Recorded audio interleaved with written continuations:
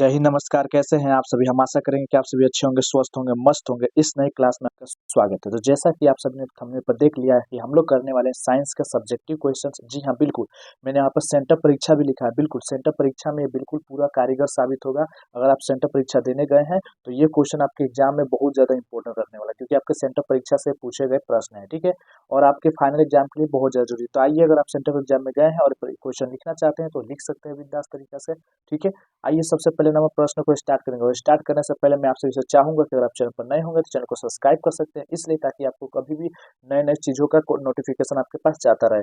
और कमेंट और लाइक करके बताइए कि क्लास आप लोगों को कैसा लगा। चलिए, तो सबसे पहले प्रश्न की तरफ चलते हैं। पहला प्रश्न क्या है आज का हम लोग का, कि लेंस की क्षमता किसे कहते हैं, इससे ऐसा मात्रक भी क्या है, ठीक है? ये क्वेश्चन आपके पूछा गया है, तो इस प्रश्न का जवाब कैसे देंगे? किसी लेंस की फोकस दूरी की वक्रता व्युत्क्रम को लेंस की क्षमता कहते हैं। अगर किसी भी लेंस की फोकस दूरी की बात करें तो उसके व्युत्क्रम को क्या कहते हैं? लेंस की क्षमता कहते हैं, ठीक है? इससे हम किससे दर्शाते हैं? इससे पी से दर्शाते हैं। इसका एस आई मात्रक जो होता है मीटर इनवर्स होता है, मतलब समझिए कि मीटर -1 होता है, ठीक है, पावर में, ठीक है? लेंस की क्षमता का एक अन्य मात्रक होता है जिसे हम डाईऑप्टर भी बोलते हैं। या तो आप ये लिखिए या तो आप डाईऑप्टर लिख दीजिए, ठीक है? कोई लिख दीजिए, कोई दिक्कत नहीं है, ठीक है? लास्ट में फॉर्मूला लिख सकते हैं आप लोग। फॉर्मूला लिख दीजिए क्या, कि P बराबर क्या होता है, 1/f, ठीक है? ये इसी को हम लोग डिफाइंड करके यहाँ पर लिखे हैं, ठीक है? तो ये चीज लिख दीजिएगा, आपको यहाँ पर 2 नंबर पूरा पूरा मिल जाएगा, ठीक है? आइए सेकंड नंबर प्रश्न पर चलते हैं। दूसरा प्रश्न क्या कह रहा है आपको? दूसरा प्रश्न आपका पूछा गया है कि मानव नेत्र में दृष्टि दोष क्या है, उनके प्रकारों को लिखे, ठीक है? अगर आपके एग्जाम में आता है कि मानव नेत्र में दृष्टि दोष क्या होता है, उनके प्रकारों को लिखे, तो इसको कैसे लिखेंगे? तो इसको लिखेंगे, मानव आंख एक अद्भुत अंग है जो हमें दुनिया को देखने में मदद करता है, जो हमें क्या करता है? दुनिया को देखने में मदद करता है, लेकिन कई बार कुछ कारणों से हमारी आंखों में देखने की क्षमता कम हो जाती है, इसे ही हम लोग दृष्टि दोष कहते हैं। तो कभी कभी क्या होता है, हमारी आंखों का नजर कमजोर हो जाता है, हमें दूर की या पास की वस्तुएं दिखने में दिक्कत हो जाती है, उसी प्रकार को हम लोग क्या कहते हैं? दृष्टि दोष कहते हैं, ठीक है? दृष्टि दोष के प्रकार लिख करके लिख दीजिएगा। दृष्टि दोष के प्रकार 4 प्रकार होते हैं, ठीक है? कितने प्रकार होते हैं? 4 प्रकार होते हैं, ठीक है?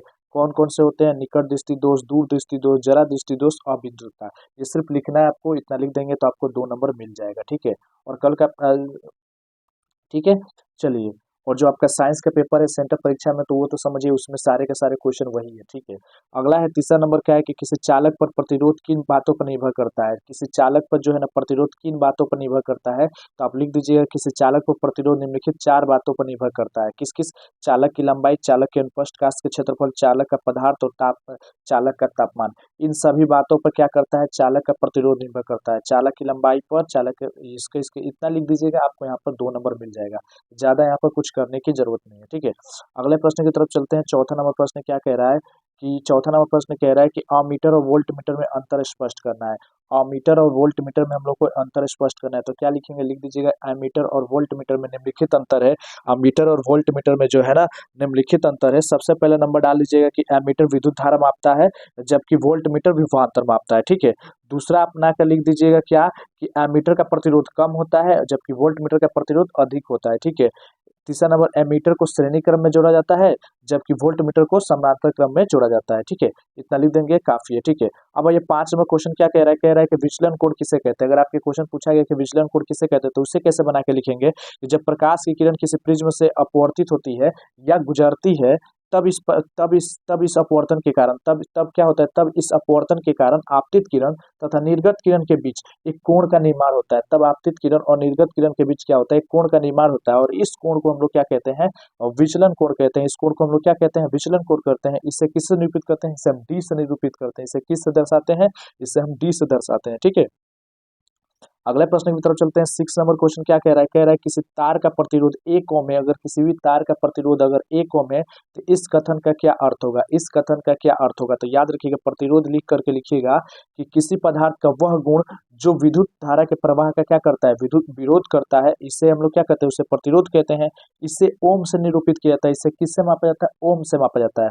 अब आ जाइए, 1 ओम प्रतिरोध का मतलब क्या होगा? तो अब लिख लीजिएगा, अर्थात 1 ओम ठीक है। 1 ओम लिख करके डैश दीजिएगा, लिखिएगा किसी तार का प्रतिरोध 1 ओम है, किसी भी तार का अगर प्रतिरोध 1 ओम है तो इसका मतलब है कि इसका मतलब यह हुआ कि उस तार के सिरों के बीच का 1 वोल्ट, मतलब कितना वोल्ट, 1 वोल्ट का विभवांतर लगाने पर, अगर उस तार के सिरों के बीच में कितना 1 वोल्ट का अगर हम विभवांतर लगाते हैं तो उस तार में 1 एम्पीयर की धारा प्रवाहित होगी। कितने एम्पीयर की धारा प्रवाहित होगी?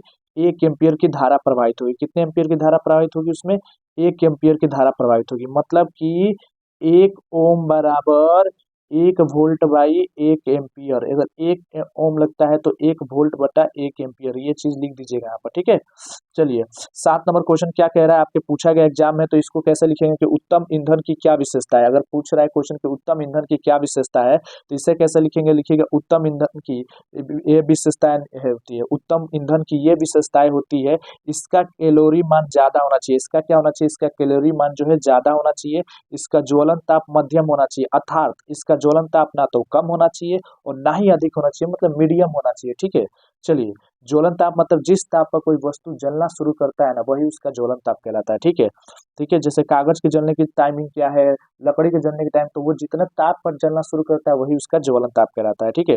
तीसरा नंबर क्वेश्चन इसमें लिख दीजिएगा कि दहन के बाद हानिकारक गैसें नहीं निकलनी चाहिए। अगर आप दहन करते हैं, जलता है, जलने के बाद आपका हानिकारक पदार्थ नहीं निकलना चाहिए। 4 नंबर लिख सकते हैं कि दहन के बाद ठोस अवशेष नहीं छोड़ना चाहिए। अगर दहन के बाद है ना ठोस अवशेष नहीं छोड़ना चाहिए, मतलब समझिए कि दहन किया, जल आधा जलबे नहीं किया, तो अच्छा ईंधन नहीं माना जाएगा। अच्छा ईंधन का मतलब बढ़िया से जले, अच्छा से जले, अच्छा उष्मा दे, अच्छी प्रकाश दे, ज्यादा प्रदूषण ना करे, ठीक है, और जल्दी जल जाए, ये और सस्ता भी होना चाहिए और रख रखाव में आसान होना चाहिए। ऐसा चीज होना चाहिए जो सस्ता भी हो और आसानी से हम उसे कहीं से कहीं भी ले जा सकते हैं, ठीक है। 6 नंबर लिख सकते हैं ईंधन का भंडारण और परिवहन आसान होना चाहिए। ईंधन का जो भंडारण है इकट्ठा और परिवहन आसान होना चाहिए। 7 नंबर लिख सकते हैं ईंधन से हानिकारक गैसें निकल कर वायु प्रदूषित नहीं होनी चाहिए। वायु से, ईंधन से जो है हानिकारक गैसें निकल कर वायु प्रदूषित नहीं होनी चाहिए, ठीक है। 8 नंबर लिख सकते हैं कि इससे नमी बहुत कम होना चाहिए। इसमें जो है नमी कम होना चाहिए, अगर नमी ज्यादा रहेगा तो वो जल्दी नहीं जल पाएगा, ठीक है। इसमें राख और धुआं उत्पन्न नहीं करना चाहिए। इसमें जो है राख और उत्पन्न धुआं ज्यादातर उत्पन्न नहीं होना चाहिए। तो आप इसमें से 5, 6 कितना भी लिख सकते हैं, ठीक है, 2 नंबर में, ठीक है। और 5 नंबर में आता है तो पूरा लिख सकते हैं, 2 नंबर में आया है तो आप इसे इतना लिख दीजिएगा, ठीक है। चलिए अगला प्रश्न क्या कहता है, ध्यान से देखिए। अगला प्रश्न कह रहा है 8 नंबर कि प्रकाश का वर्ण विक्षेपण किसे कहा जाता है। प्रकाश का वर्ण विक्षेपण किसे कहा जाता है, ठीक है।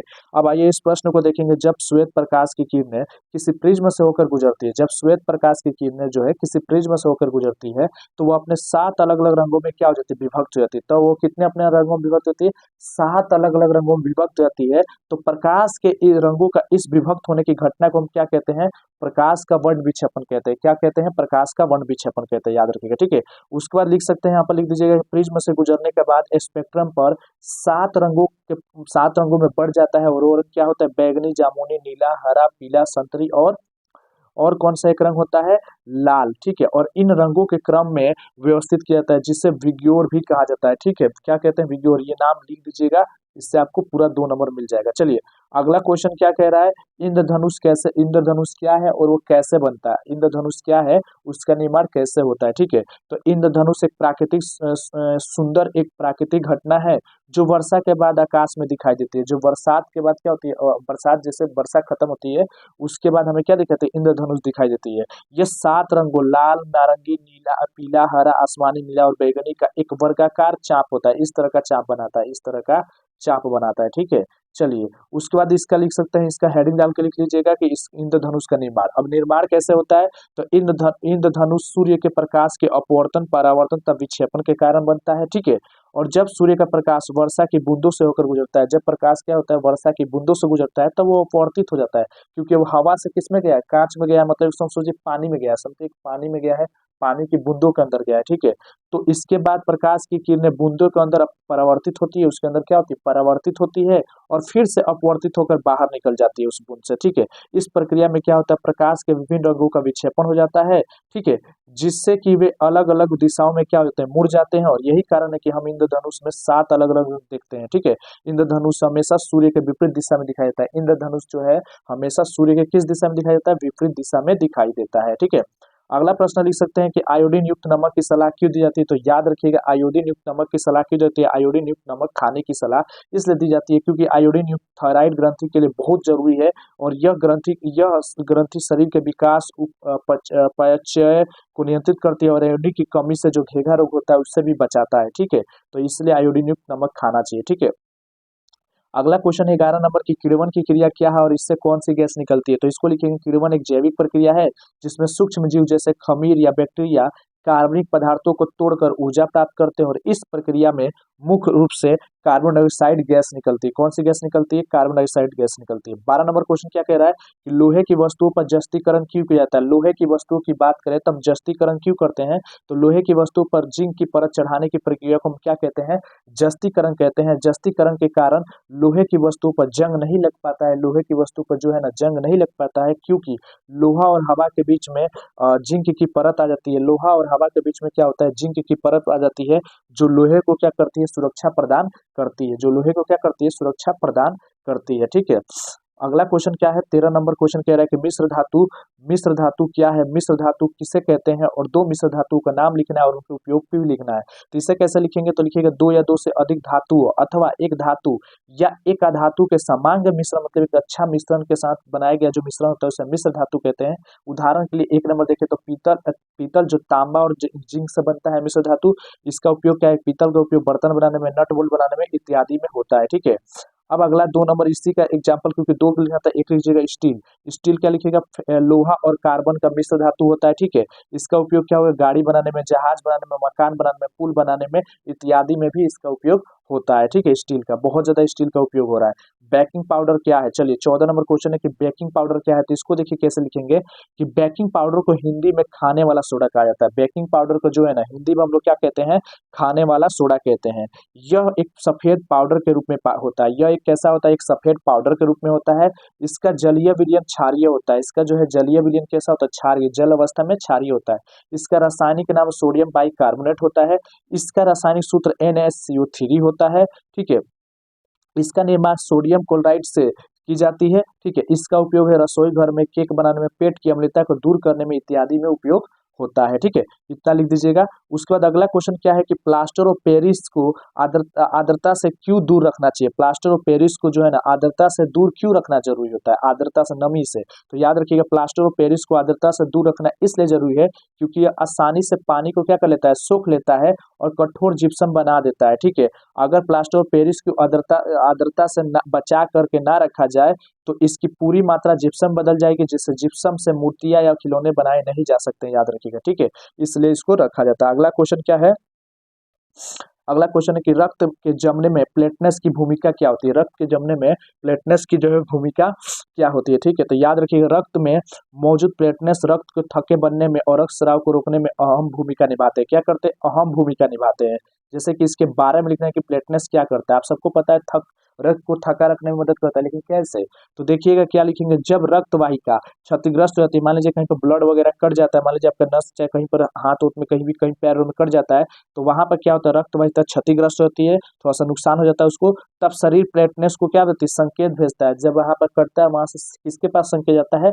प्लेटनेस के पास संकेत। आपको पता है शरीर को संकेत कौन भेजता है? मस्तिष्क से तो भेजता है। ठीक है, तो शरीर जो प्लेटनेस को क्या भेजता है? संकेत भेजता है। तब प्लेटनेस क्या करता है? घायल जगह पर पहुंच करके एक साथ मिलकर चिपचिपे तंतु विकसित करते हैं। क्या करते हैं? चिपचिपा तंतु विकसित करते हैं, जिससे वे एक दूसरे से चिपक जाते हैं और ज्यादा प्लेटनेस एकत्रित होकर थक्का पर जमा हो जाते हैं। अतः इस प्रकार से क्या होता है? थक्का जमने में मदद कर देते हैं। ठीक है, चलिए अगला क्वेश्चन क्या कह रहा है? 18 नंबर क्वेश्चन कह रहा है, ये क्वेश्चन क्या, पिट्यूटरी ग्रंथि को मास्टर ग्रंथि क्यों कहते हैं? सारे क्वेश्चन पूछे गए हैं आपके कल के सेंटर परीक्षा में। पिट्यूटरी ग्रंथि को मास्टर ग्रंथि इसलिए कहते हैं क्योंकि यह शरीर के अन्य अंतःस्रावी ग्रंथियों द्वारा निर्मित एवं स्रावित हार्मोन का नियंत्रण करती है। क्या करती है? ये हमारे पूरे शरीर को कंट्रोल करती है।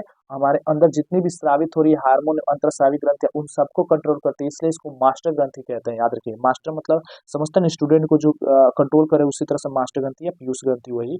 ठीक है, चलिए अगला क्वेश्चन कह रहा है 19 नंबर कि कायिक जनन क्या है। तो ठीक है, जब पौधे कायिक या वर्धी अंगों जैसे जड़, तना, पत्ती के द्वारा एक नए पौधे का अगर हम निर्माण करते हैं तो उस प्रक्रिया को हम लोग जनन कहते हैं, कायिक जनन। ये नए पौधे बिल्कुल अपने जनक के जैसे होते हैं और वे स्वतंत्र जीवन यापन करते हैं। जैसे कलम लगा करके हम गुलाब चमेली लगा सकते हैं, तना जैसे तना के द्वारा हम आलू अदरक लगा सकते हैं, ठीक है। जड़ में भी बहुत सारा चीजें, पत्ती में जैसे ब्रायोफिलम की पत्ती लगा करके कर सकते हैं, ठीक है। अगला क्वेश्चन क्या कह रहा है, 20 नंबर क्वेश्चन कह रहा है कि पौधों में भोजन का स्थानांतरण कैसे होता है। तो पौधों में जो है ना भोजन का स्थानांतरण कैसे होता है, तो पौधे में भोजन का स्थानांतरण फ्लोएम उत्तक के नामक उत्तक के द्वारा होता है, ठीक है। पत्तियों में बना भोजन फ्लोएम के माध्यम से पौधे के सभी भागों में पहुंचता है और इसे खाद्य परिवहन भी कहा जाता है, ठीक है। याद रखिएगा। अब 21 नंबर क्वेश्चन क्या कह रहा है कि मानव के पाचन तंत्र का नामांकित चित्र बनाया। तो मानव के पाचन तंत्र का नामांकित चित्र इस प्रकार है, ठीक है। ये चित्र कहा गया है, ध्यान लीजिएगा, ये आपका क्या है, चित्र है, ठीक है। तो आप क्या कर लीजिएगा, ये वाला चित्र यहाँ पर बना दीजिएगा, ठीक है। ये वाला जो चित्र है यहाँ पर बना दीजिएगा, ठीक है। ये चित्र बना दीजिएगा, ये सब जो चीजें यहाँ पर सिर्फ जहां जहां चीजें वो लिख दीजिएगा, ये सब चीजें जहां जहां चीजें इन सभी को अच्छे से लिख दीजिएगा। आपको इसका पूरा का पूरा 5 नंबर मिल जाएगा, ठीक है। आपको सिर्फ लिखना है, वर्णन नहीं करना है, ठीक है। मैं उम्मीद करता हूँ यहाँ तक अपने चैनल को देखा, अगर यहाँ तक देखा तो आप चैनल को सब्सक्राइब करके रख लीजिएगा, इसलिए कह रहे हैं ताकि जब भी हम क्लास दें तो आपको नोटिफिकेशन मिल जाए। और क्लास को लाइक कर दीजिएगा और कमेंट करके बताइएगा कि क्लास आपको कैसा लगा। और ये आपके एग्जाम के बहुत ज़्यादा जरूरी था, सेंटर परीक्षा के लिए। चलिए मिलते हैं फिर से एक नए क्लास के साथ, तब तक के लिए जय हिंद, जय बिहार।